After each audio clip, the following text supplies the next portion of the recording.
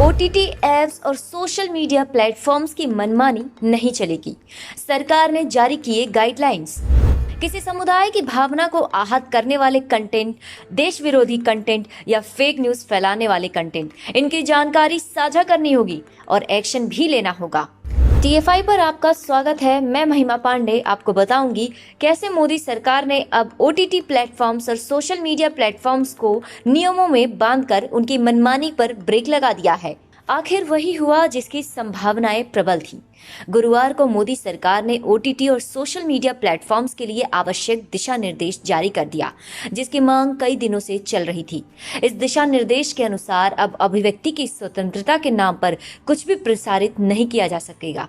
जैसा कि टीएफआई ने पहले रिपोर्ट किया था, मोदी सरकार ने एक स्पष्ट 3 टायर रेगुलेटरी फ्रेमवर्क तैयार किया है, जो डिजिटल मीडिया के हर रूप, चाहे ओटीटी हो या फिर सोशल मीडिया, सभी पर लागू होगा।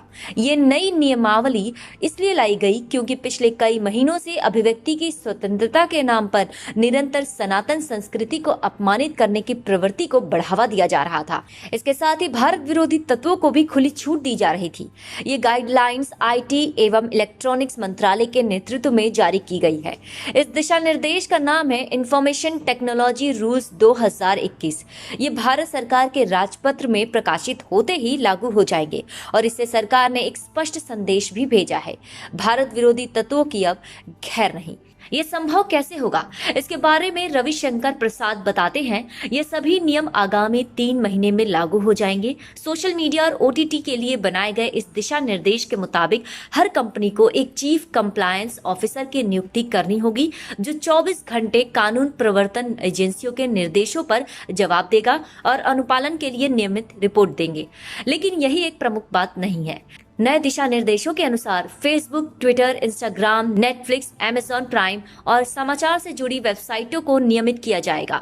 नए नियमों के अंतर्गत एक शिकायत निवारण तंत्र पोर्टल भी बनाना होगा और साथ ही साथ इन बिग टेक कंपनियों को मांगे जाने पर कंटेंट की जानकारी देना आवश्यक होगा। यही नहीं, जब कोई भ्रामक तथ्य किसी डिजिटल मीडिया पर सामने आएगा तो उक्त कंपनी को बताना ही होगा कि इसे पहले किसने शेयर किया था। अगर ये भारत के बाहर से हुआ है तो ये बताना होगा कि भारत में इसे सबसे पहले किसने आगे बढ़ाया। इसके अलावा महिलाओं से संबंधित अश्लील सामग्री दिखाने या प्रकाशित करने पर कड़ी कानूनी कार्रवाई का भी प्रावधान होगा। इससे भारतवासियों को क्या लाभ होगा? रविशंकर प्रसाद के अनुसार सोशल मीडिया प्लेटफॉर्म्स को अपने मंच पर सामने आने वाले भड़काऊ ट्वीट्स की जानकारी साझा करनी होगी। जो पोस्ट देश की अखंडता, संप्रभुता एवं मानव सभ्यता के लिए खतरा बनकर उभरे, उन्हें तत्काल प्रभाव से हटाया जाना चाहिए। रविशंकर प्रसाद ने अपने बयान में आगे कहा, अगर आप किसी यूजर को कंटेंट प्रकाशित करने से रोक रहे हैं या उसका अकाउंट निलंबित कर रहे हैं तो आपको ठोस कारण भी देने होंगे। इसका अर्थ स्पष्ट है। ट्विटर या फेसबुक द्वारा जो अकाउंट बिना किसी कारण के निलंबित होते हैं, अब वो दादागिरी और नहीं चलेगी। लगता है रविशंकर प्रसाद ने पोलैंड के नए अधिनियमों को काफी बारीकी से पढ़ा है। ओटीटी प्लेटफॉर्म्स के लिए भी केंद्र सरकार ने सख्त प्रावधान निकाले हैं। केंद्र सरकार के अनुसार ओटीटी प्लेटफॉर्म्स के बार बार कहने के बाद भी उन्होंने अपने लिए कोई नियमावली नहीं बनाई। सेल्फ रेगुलेशन के लिए इन्हें एक संस्था बनानी होगी जिसमें कोई सेवानिवृत्त जज या इस स्तर का व्यक्ति प्रमुख हो। ओटीटी के लिए कोई सेंसर बोर्ड नहीं है, इसलिए उन्हें अपनी सामग्री को आयु वर्ग के अनुसार विभाजित करना होगा। सेंसर बोर्ड की तरह ओटीटी पर भी उम्र के हिसाब से सेल्फ सर्टिफिकेशन की व्यवस्था हो और एथिक्स कोड टीवी, सिनेमा जैसा ही रहेगा। इसमें कोई दो राय नहीं है कि पिछले कुछ महीनों से अभिव्यक्ति की स्वतंत्रता के नाम पर सोशल मीडिया और ओटीटी प्लेटफॉर्म्स पर सनातन संस्कृति को अपमानित करना और भारत विरोधी तत्वों को बढ़ावा देना मानो फैशन बना दिया गया हो, चाहे वो तांडव जैसी वेब सीरीज के जरिए हो या फिर ट्विटर पर आए दिन किसान आंदोलन के नाम पर किए जा रहे भारत विरोधी ट्वीट्स और ट्रेंड्स हो।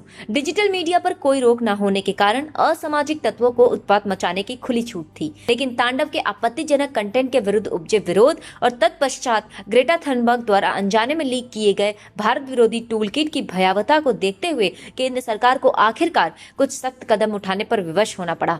केंद्र सरकार भी अब समझ चुकी है कि बिना भय के कोई काम नहीं होता।